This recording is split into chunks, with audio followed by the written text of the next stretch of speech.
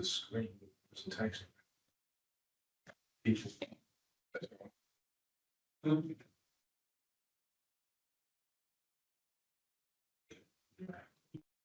Yeah.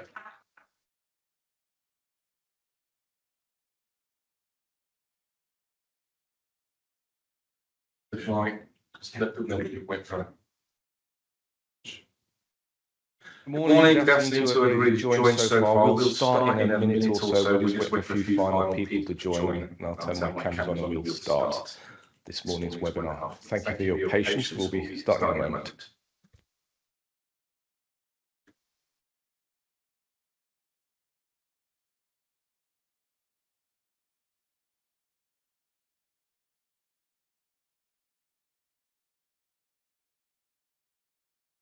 Still way below the 60 on it. It's a reload.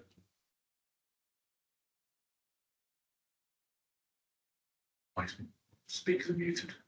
Your speakers are muted, Kenneth. See? No, yours are on. Kenneth, your speakers are.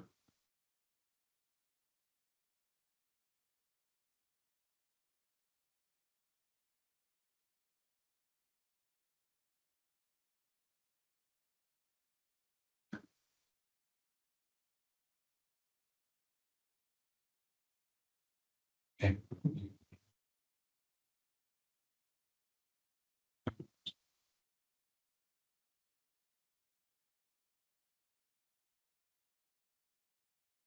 Hello again, and welcome to our most recent webinar. We'll be starting in a few minutes. I'm Richard Lockwood. I'm a Business Development Manager here at UKBIC, and we're joined by Kenneth today. We'll be going over our cell cycle formation, aging and testing protocols. Before we do start though, a little bit of housekeeping for the webinar. If you do have any questions to ask, please use the Q&A function on Teams rather than the chat. We'll be looking at the Q&A at the end, and we'll try to get through as many questions as we can, obviously once the presentation is ended. If we don't get around to your questions, please do feel free to email either the sales or the info address you see on the screen there, or alternatively, if you're watching as a supplier, please email the supplier's address. The copy of the slides will be made available after the presentation from the 26th of May on our website. So what I would like to do before handing over to Kenneth, we'll have a quick introduction to UKBIC. Sorry for those of you who've seen it already. It's only a couple of slides, and then I'll throw over to Kenneth and we'll run through the presentation in greater detail there. As I said, I'm Richard Lockwood, a Business Development Manager here at UKBIC, and we'll just quickly introduce you to what we are able to offer. As part of the UK ecosystem looking into the batteries underneath the Faraday Battery Challenge, we are just one of the parts aimed around the scaling of technology beyond the R&D level, but bridging that gap between R&D and industrialization alongside other people there. If you want to find out more, so you'll find that on our website, some more information. But at a very high level, where do we sit? What is that gap? So UKBIC sits between that gram and kilogram level and the gigascale level, where we have the opportunities to work with tens of kilos and to hundreds of kilos of powder, bringing that through the facility to allow customers to scale the process. And what does that look like in terms of equipment? So we have a full line electrode for anode, electrode for cathode, through cell assembly, producing both pouch and cylindrical cells, formation age testing, module and pack across that full line. We're based in the Midlands. We are here to help people de-risk their scale-up with access to gigascale equipment, take that risk out of that commercial investment, get some proof of concept to investors that the ideas of technology will work. I think one of the most important things to say is that the IP that is developed here, that we work on together with our clients, is retained by the customers. UKBIC don't retain any of that IP as we move forward and develop that on our programs here. But we're here to deliver skills, training and knowledge transfer as well. not just in automotive, but across all sectors. We, wherever there's electrification needed, where battery storage or battery electrification required, we can work across all of that and are working in many different sectors. So as I said, we've got some info or sales at email addresses. Please do reach out if you've got any questions we don't get to at the end. But what I will do now, I will hand over to Kenneth, and he will take us through the rest of the presentation. Thank you, Kenneth. Thank you, Richard, for the introduction. You're welcome to the webinar. My name is Kenneth. So I will take you through the slides that presents the cell cycling capability that we have here in UKBIC. The question that you might be wondering is what is cell cycling? Well, I'm sure that most of our audience knows what cell cycling is, but I'll just go through that.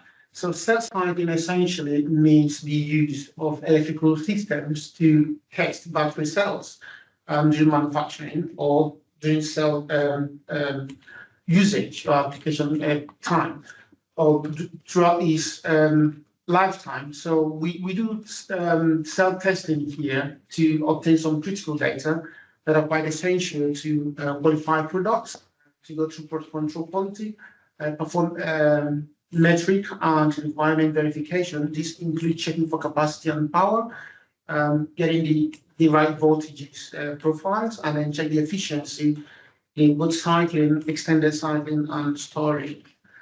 And not just that, you can also use self-testing or cycling to get some of the industry standards that require to certify a cell to be able to use in products. And then again, you can do some endurance tests and long-term performance tests. In addition to all of these, you can also do some dynamic testing to obtain some data that are quite critical, essential to improve cell performance design, so that's design optimization, to also do some predictive modeling, as well as doing some of the essential battery management systems that you might have in your application systems. So the data that you get from testing cells are quite very essential and very critical, and is one of the major processes that must be taken to certify a cell. So what are the self-testing processes that we have here in the UKBIC? So normally when we get tests, either from our line or from a potential customer, we do a preconditioning. The precondition requires us to do some checks, some visual or physical checks. So we do a visual inspection. This ensures that there is no damages or cracks or anything that concerns safety, that cells are good to be tested. Then we do weighing and measurement. So we essentially get the mass and volume of the cell to get the reference data at the beginning of test. Then we can go on further to do some OCV checks. So OCV is an open circuit voltage. So this is the rest voltage of the cell when there is no current passing through it. So this is essential to ensure that the cell has some stable, there's a stable condition, and as you can go, stability of the cell is ensured. And then we can write protocol on this stage in the protocol development. It depends on the cell cycle that we are using. So we write protocol, develop that, and then we can do count and electrical connection configuration if the cell requires some configuration or some special sensors to be used, for example, to measure temperature at some setting point or pressure at some setting point. So once these preconditioning are done, we start with the testing process. This requires us to verify the protocol, ensure that the protocol that we've written, the program we've written, is essentially what the cell is going to see. So that's the stresses or the current that the cell will see, and then we go on to set up the test. So this requires placing the cells in the cell cycler holders and then firing these up. So once we set this up, I will start running the test. We do data acquisition. So our data acquisition takes us to the next step of data management and analysis. So we can transfer the data to the customer at the frequency previously agreed, or we can store this data to a location in our servers where our customers can have access to them. And then we have some in-house scientists, data scientists, and software tools to be able to help customers to do some analysis of their data and then establish some insight from the test that we are performing for them. So this requires us to write some technical reports and help them to do the data analysis. So what you can see, the image there is our in-house developed data analysis software that our customers can have access to be able to visualize and get some insight from the tests that they are running here at UKBIC. So having discussed what cell cycling is and the steps that we take to do cell cycling here at UKBIC, the question that might be running to your mind of what are the types of steps that we can do here. Essentially, we can do all sort of electrochemical technique tests and electrochemical application tests. But some of the tests that are quite popular that are highlighted on the screen. So we do cell cycling, extended cycling, and storage of calendar aging. So this includes both constant current, drive cycle, and eVTOL cycles. We also do some rate capability tests to be able to determine the energy or power that we get at different current values. So we can do this at different currents, at different temperatures, and then we can do some dynamic tests. These are like force tests like ACIR, DCIR, and HPPC, and this helps you to obtain some information required to characterize the cell or to be used further down the line in cell quality control or developing some algorithmic systems. If you want to get the OCV and the state of charge of the cell, we can employ some of these in the OCV test or GITT or some other technique that you might want us to do. And the figures that you see there are actual test data that we obtain from our systems. And we can also do some of the impedance tests and also cyclic voltammetry. So we can do all of these electrochemical application tests as well as electrochemical technique tests here at UKBIC. So having discussed that, one thing again that we do in addition to extended cell testing is cell formation. Being a cell manufacturing facilities, battery formation is the end of that process from the production line or cell manufacturing line. So the formation is actually the process where the cell is stabilized. So you form a passivation layer that helps the cell to perform in a safe and in a safe manner. And here at UKBIC, we have fully automated cell formation towers that we have more than 2,000 channels for cylindrical cells of different formats, mostly 21700. And again, we have more than 200 channels for power cells. So these are the capabilities that we have here at UKBIC, that's extended cycling and cell formation. Now, what are the test boundaries that we can test? We are quite very versatile, but again, we have these values as our bound, but we can go above and below those. So for power cells, we can apply a current up to 600 amps, and then for cylindrical, we can go up to 45 amps. In terms of temperature, our maximum on it could be 65, but we can up that to 85 depending on the test requirement. In terms of the minimum for temperature that we can apply, that can go up to can go as below as 20 degrees Celsius. So at the end of testing, say we've done an extended cell cycling, we also have the capability to do end-of-life testing. This could mean different things, but essentially it can be categorized into three classes. So that could be just a visual inspection of the cells post-testing. We want to look at the physical condition of the cell, ensure that they are safe to be returned back to the customer.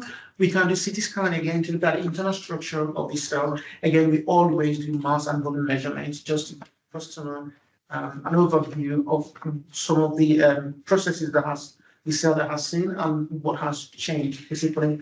And then we can do in-depth degradation analysis, which includes cell teardown. So we look at the internal structures of the electrode and the cell component. We look at for lithium plating, cracking, and discoloration on the electrode and the separators. And then again, we can implement our know-how and capability to deep dive into degradation analysis and give the customer a really good insight that they can use to further improve their cell design. And then again, here at UKBIC, we have one of the best-in-class or world-class cell characterization lab and also cell characterization team. So we have different techniques to do deep cell characterization. This includes SRD, FTIR, ICQS, and EDS, as well as NMR and Raman spectroscopy. So we have these techniques in-house, and we integrate this with cell cycling so that you have the full package when you bring your cells to cycle them here at UKBIC. So then, having discussed all of the processes, the characterization, and the kind of tests that we do, the type of cells that we can test here at the UKBIC is quite wide ranging. In fact, we test all kinds of cell formats, starting from pouch cells of both large and small formats of different type configuration to cylindrical cells, essentially 21700, 60, 80, 50, and then 46 XL cylindrical cell sizes and configurations. We also have the capability to test prismatic cells of different type configuration. And again, we have the capability to design and develop coin cells and test them here in our labs. So we are quite very flexible and versatile, and we can test all kinds of cell formats and configurations. So having gone through all of these capabilities and processes, the question is, what is the process of getting cells to UKBIC and actually testing them? So the first thing is what we call the RFI stage. This is the stage where request for information, essentially, where customer approaches UKBIC business development team. They tell them their need for cell cycling, and then we return back. We send them our RFI form. So essentially what that means is that customer tells us, this is what we want to do. We want to do this set of tests under these conditions, and this is the number of tests, and this is cell chemistry. And we send them back information. Okay, we are going to do this, and this is how much that's going to cost you. We agree that with customer sends us the cell, and that goes to project kickoff. So we set up the test by writing protocols and all the tests, agree on data transfer, and then we allow the customer to have access to our cell cycling facilities to monitor how the tests are ongoing, and the data storage and transfer would also be agreed with the customer. At the end of the testing, depending on the agreement with the customer, we can also do some of the post-testing analysis and characterization that I mentioned earlier. Those include post-measure analysis, project report writing, data management, and then cell storage and delivery back to the customer. So having gone through these steps, at UKBIC here, we have one of the best cell testing facilities. From cell formation, we have more than 2,000 channels active for cylindrical cells, to over 200 channels for large format cells of different configurations. We also have additional standalone cell cyclers that you can use to do long-term cell cycling for cycle aging, storage aging, and some of the dynamic characterization of testing conditions. Again, we have the capability to do all the electrochemical application tests and electrochemical technique testing. We have wide ranging temperature. We can go from -20 degrees to 65 degrees. Our current can range from very small current to 600 amps for pouch and 245 amps for cylindrical. And then again, for cell characterization, we have a modern and an excellent cell characterization lab here at UKBIC to help you get an in-depth insight from your cell post-testing. And then again, in addition to this, you have the advantage or the benefit to access our web-based software to do your testing, to do your data analysis, and also do a deeper deep dive into get knowledge from the test that you have performed. So this is the capability that we have here at UKBIC for cell cycling. I will now hand over back to Richard to continue the webinar. Thank you, Richard. Thank you very much, Kenneth. Apologies to begin with this lesson on the line as we started. I wanted to see the troubles here. So what we will do is move on to questions, but before we do get to questions, I would like to plug our next webinar on the 23rd of July. Will be hosted this time by Yahya and presented by Adam. It's our flexible pilot line. So hopefully, if you're interested in looking to make some small scale volumes of electrodes and cells, you can use flexible pilot line to do that. Obviously, keep your eye out on our website for details to sign up for that. But what we will do now is we will take some questions if there's any in the chat. I don't see any questions at the moment myself. I'll look across at a colleague and see if there are any questions there. He'll shake his head or nod at me if not. Any questions? Okay, so well, if you do have any questions, please do pop them in the chat. But obviously, one thing that was raised during the conversation there, Kenneth, was around the range of temperatures that we can offer to our clients full cycle. So why is the temperature important, and how does that affect cell life and degradation rates?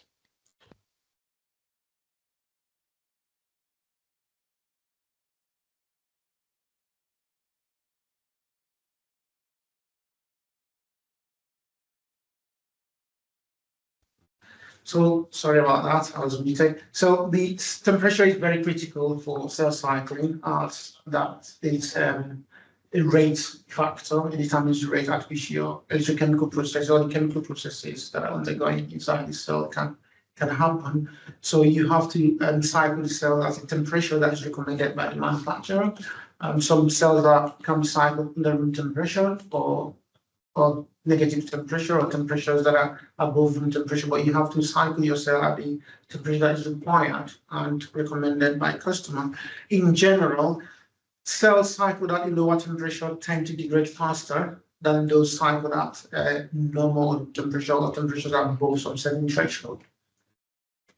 Thank you. Thank you. And then just one other question that we have at the moment. What are the recommended maximum charge-discharge current limits to maintain the optimal cycling performance when we're using the cell cycles? So the maximum current that you can apply again depends on the cell capacity and the customer recommended maximum current. So if you have a cell capacity, you have to rate that and then apply the current that the customer requires. So let's say you have a 5 amp cell, an energy cell. We know that cycling that, charging them very fast to lead to some degradation. So you have to follow the recommendation by the manufacturer. Oftentimes have C, 1C, and C/3. Anything above that could lead to rapid degradation rate. So always adhere to customers' recommendation. Thank you. Thank you, Kenneth. Do we have any questions in the Q&A? We don't have any, so we've still got some time if anybody does have any questions. But obviously, if in the meantime you do think of anything, please do send your emails to the sales@info address there. And just one final plug. The Battery Show Europe is in Stuttgart in a couple of weeks. I will be there along with Yaya. We'll be in the UK Pavilion in Hall 10. If you think of anything between now and then and you're attending the show, please do come along and see us. But thank you for your time, and please do get in touch if you've got any questions.